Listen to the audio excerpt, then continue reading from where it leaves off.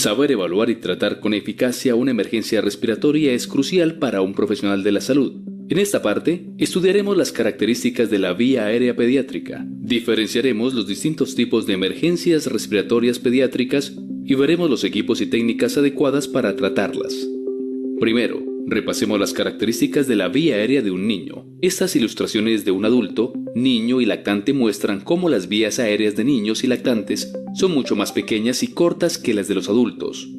La laringe de los adultos es cilíndrica, con la abertura más estrecha a la altura de las cuerdas vocales. En los lactantes y niños pequeños, la laringe tiene forma de embudo. La vía aérea continúa por debajo de las cuerdas vocales hasta el cricoides, que es el punto más estrecho de la vía, y crea un anillo no dilatable alrededor de ella.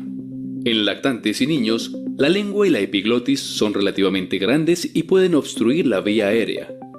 Además, la laringe está situada en posición más superior y anterior que en los adultos. Fíjese que en la vía aérea es siempre anterior al esófago, y que el cricoides es el único anillo de cartílago bajo las cuerdas vocales. Recuerde estos datos anatómicos y fisiológicos para cuando hablemos de las emergencias respiratorias y su tratamiento. Como haría con un niño muy grave, utilice la secuencia evaluar, identificar, intervenir para responder a una emergencia respiratoria pediátrica.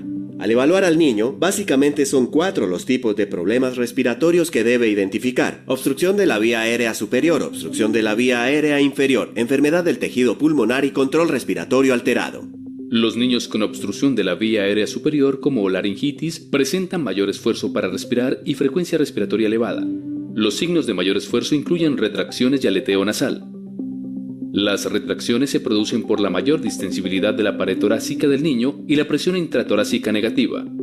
El niño con obstrucción de la vía aérea superior suele presentar estridor en la inspiración, ruidos inspiratorios agudos, ronquera y tos metálica. Otros signos de obstrucción incluyen babeo, roncus o ruidos de gorgoteo.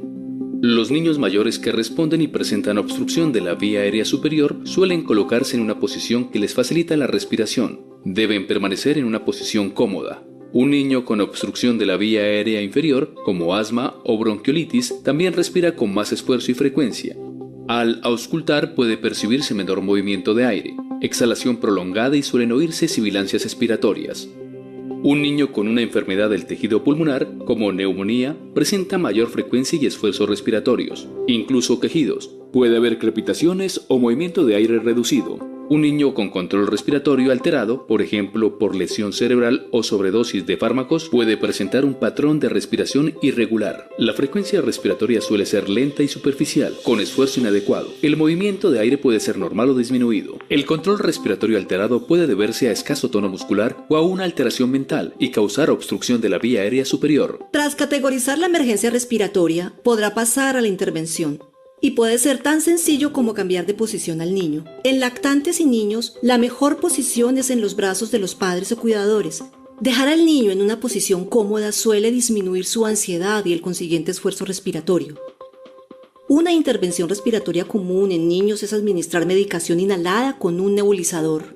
Un nebulizador se compone de una pieza en T, un tubo de oxígeno de plástico, un nebulizador o reservorio o botella atomizadora, una boquilla o mascarilla y una fuente de oxígeno o aire comprimido.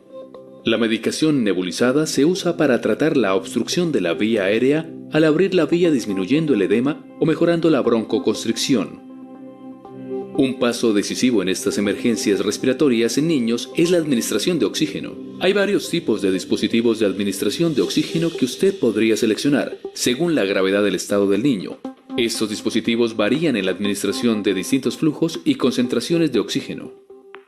Usará sistemas de bajo flujo cuando el niño requiere una concentración de oxígeno inspirado relativamente baja y está relativamente estable. Aportan oxígeno mezclado con aire ambiente durante la inspiración del paciente. La concentración de oxígeno aportada por estos sistemas depende del flujo de oxígeno y del volumen y frecuencia respiratoria del niño. Con sistemas de flujo bajo, cuando menor es el flujo de oxígeno, menor es la concentración de oxígeno inspirada.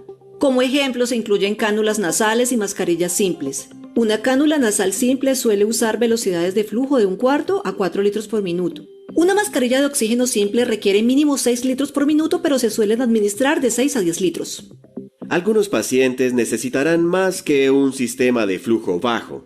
Para ellos pueden servir los de alto flujo. Hay dos versiones, las que tienen una concentración de oxígeno variable y las que no. Estos sistemas incluyen una mascarilla que se sella contra el rostro, válvulas de una vía que permiten exhalar sin que pase el aire ambiente y un reservorio. Un sistema de alto flujo de uso extendido es la mascarilla facial de no reinhalación. Una ventaja de este dispositivo es que permite administrar una alta concentración de oxígeno constante, casi del 100%. Las mascarillas de no reinhalación se conectan siempre directamente al oxígeno. El flujo de oxígeno debe ser de 10 a 15 litros por minuto. La velocidad de flujo debe permitir que el reservorio esté parcialmente extendido. Si la mascarilla está bien ajustada, las válvulas de una vía garantizan que el niño solo respire oxígeno de la fuente o reservorio, no del aire ambiente. Las mascarillas de no reinhalación deben usarse ante una emergencia, cuando el paciente respira de forma espontánea, pero se requiere alta concentración de oxígeno para mantener la saturación de oxígeno. Otro sistema de flujo alto es el de la cánula nasal de alto flujo. Su uso es muy común en entornos hospitalarios y en la UCI. El flujo puede ajustarse de 4 litros en lactantes a 40 litros o más en adolescentes. También puede ajustarlo para administrar una mayor presión inspiratoria y expiratoria, mejorando el trabajo respiratorio del paciente. Las cánulas nasales de alto flujo administran una combinación de aire ambiente y oxígeno. Permiten a los profesionales de la salud ajustar la concentración de oxígeno según las saturaciones y necesidades del paciente. En la mayoría de emergencias respiratorias graves, una ventilación efectiva requiere presión positiva. En estas circunstancias, usar un dispositivo bolsa mascarilla es la mejor técnica de rescate. La ventilación con bolsa mascarilla con reservorio de oxígeno puede administrar una concentración de oxígeno de casi el 100%. Requiere un flujo de oxígeno mínimo de 10 litros por minuto. Si se realiza correctamente, la ventilación con bolsa mascarilla por cortos periodos es igual de eficaz que ventilar con un tubo endotraqueal. Cuando es necesaria ventilación con bolsa mascarilla, el profesional debe estar preparado para realizar otras dos intervenciones: aspirar la vía aérea e insertar una cánula orofaríngea. Al ventilar a un niño, quizá tenga que limpiar la vía aérea. Esto incluye aspirar secreciones, sangre o vómito. Los dispositivos de aspiración pueden ser portátiles o fijos de pared. Los pediátricos deben tener reguladores ajustables para minimizar el traumatismo tisular. Deberá tener puntas faríngeas semirrígidas y catéteres de varios tamaños. Al aspirar pueden surgir complicaciones como hipoxia, estimulación vagal, bradicardia, náuseas y vómitos, lesión en tejidos blandos y agitación que pueden empeorar el estado cardiorrespiratorio. Para aspirar la orofaringe, inserte con cuidado el extremo distal de la sonda de aspiración por encima de la lengua. Páselo hasta la faringe posterior y aspire cubriendo la abertura lateral de la sonda.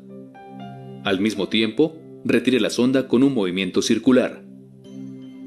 Limite los intentos de aspiración a 10 segundos o menos. Así reducirá el riesgo de hipoxemia. Ventilará brevemente con oxígeno al 100% justo antes y después de cada aspiración. Controle la frecuencia cardíaca, el pulso, la saturación de oxígeno y la apariencia clínica del niño durante la aspiración.